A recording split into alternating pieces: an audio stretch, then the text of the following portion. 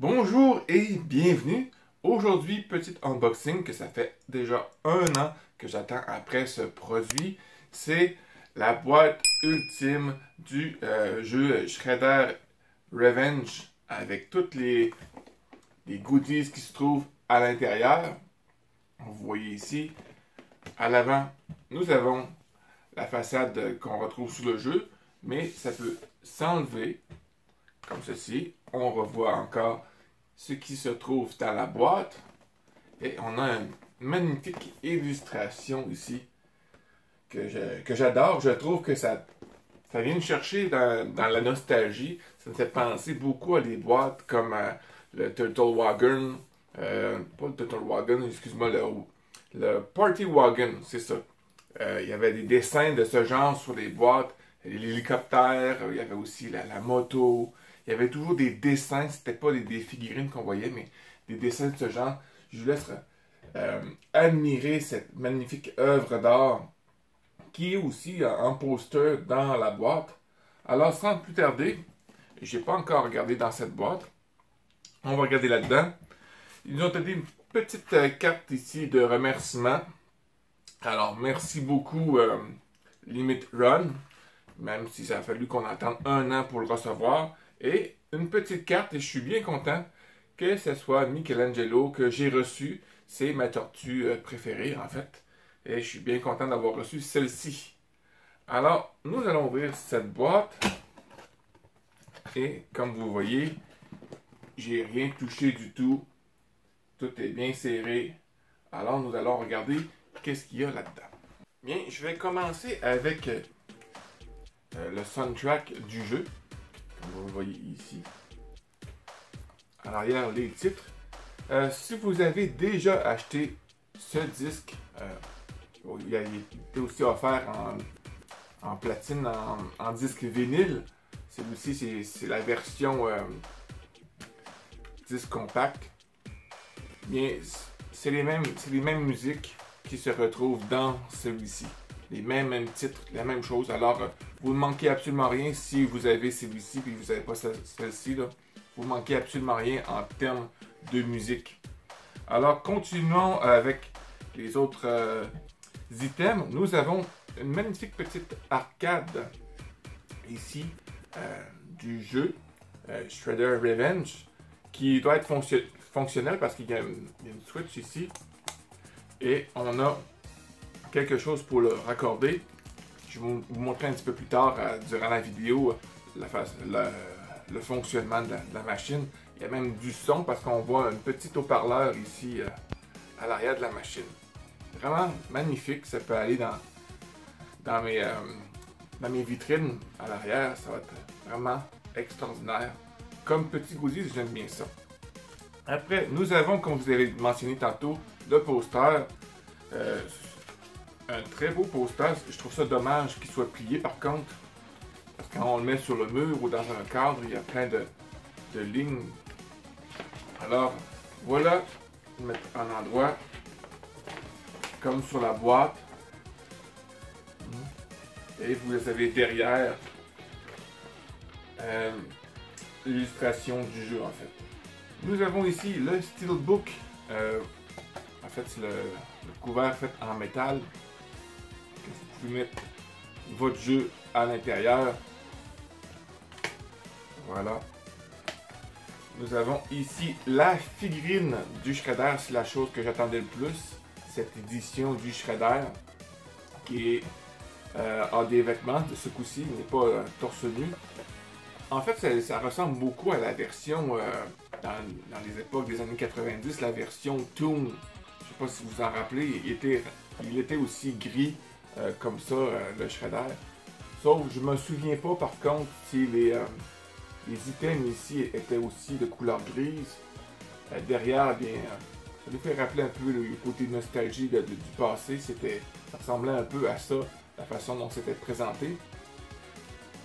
Puis, nous avons aussi une autre sorte de packaging, c'est le jeu, parce qu'il ressemble un peu à une figurine, hein, le packaging. La seule chose que je trouve dommage, c'est que le jeu est dedans, il faut qu'on brise l'emballage pour pouvoir avoir le jeu. Je trouve ça dommage. Il aurait dû faire ça avec le Steelbook. Mettre le Steelbook à l'intérieur ici. Alors, si on n'a pas besoin, bien au moins, il est là-dedans. On peut l'accrocher au mur. Puis ça fait une belle décoration. Mais là, si on veut jouer au jeu, il faut briser cet item, ce bel artefact, en fait. Moi, par exemple, le jeu, je l'ai déjà téléchargé, alors je n'aurai pas besoin de le briser pour pouvoir l'ouvrir. Mais pour ceux qui attendaient ce jeu-là et qui ont reçu le paquet puis qui doivent briser ça, c'est un peu dommage. Je vous laisse regarder un peu les illustrations de cet item. Derrière aussi, même chose, hein, ça veut ressembler, ça veut imiter les figurines en fait. Bon, autre chose qu'il y a, ici, je viens de le monter, c'était tout plié. C'est une boîte comme une VHS. Ça veut imiter une VHS. Tu avais aussi, comme ceci, la VHS que tu dois monter. C'est une décoration en fait d'une boîte de VHS comme de l'époque. Une belle intention. C'est une bonne idée. Ça peut bien décorer votre chambre, mettre ça dans votre bibliothèque. C'est bien. Et puis après, autre chose, oui, il y a ceci, genre de petit diaporama avec les personnages du jeu. Je ne sais pas si on peut bien voir avec la clarté. Voilà. Je trouve ça beau. La seule chose que j'aurais aimé, c'est qu'il y aurait peut-être une petite lumière qui aurait pu sortir pour pouvoir les éclairer davantage. Puis il n'y a pas rien non plus derrière pour pouvoir l'accrocher au mur, rien du tout. Alors ça va sur ton bureau comme ça, avec les personnages que tu peux voir. Ici, je vais mettre un peu plus de clarté. Voilà. Alors, après ça, qu'est-ce que nous avons? Nous avons un livre avec couverture dure. Ceci est le Strategy Guides en anglais. Ce sont les astuces, les trucs du jeu. Comment passer à travers certaines choses. Ça a l'air très intéressant comme livre, vraiment. J'ai toujours aimé avoir des livres de genre. 150 pages dans ce merveilleux petit livre. Alors, je pense que c'était tout ça. Je vais renommer les items. Un soundtrack du jeu. La figurine de Shredder. Le case en métal pour le jeu de PlayStation 4. Un poster de deux côtés. Puis nous avons le jeu emballé dans un emballage similaire à celle d'une figurine. Nous avons le diaporama, le livre de stratégie, une petite carte de Michelangelo, voilà, et une boîte imitant les VHS des années 80-90. Et le dernier item, c'est cette petite arcade du jeu Shredder Revenge. Sur la boîte, je viens de remarquer justement devant moi, ici, il montre comme quoi que je suis supposé d'avoir des autocollants et un coupon de Pizza Hut. Chose que je n'ai pas trouvé dans mes items. Est-ce que ces items se retrouvent soit dans le jeu, lorsque je vais l'ouvrir, ils seront à l'intérieur, ou peut-être dans le disque du soundtrack, je ne l'ai pas déballé encore non plus. Est-ce que les autocollants se retrouvent là-dedans? Je ne sais pas. Alors peut-être c'est un item justement manquant, mais il va falloir que je rouvre ces items-là pour pouvoir le savoir.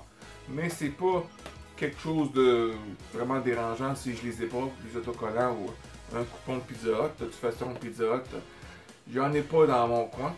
Alors, c'était tout pour cet unboxing. J'espère que ça vous a plu. N'oubliez pas de mettre un petit pouce bleu, de commenter si vous voulez et de partager cette vidéo. Si tu aimes cette franchise autant que moi, n'oublie pas de t'abonner. Sur ce, mon ami, je te souhaite une excellente journée Fais attention à toi parce que tu es important et on se revoit très bientôt dans une prochaine vidéo. Bye bye!